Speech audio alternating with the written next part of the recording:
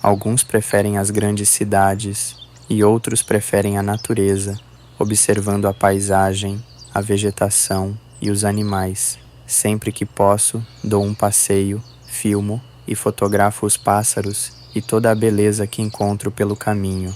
Isso renova as minhas energias e os pensamentos positivos.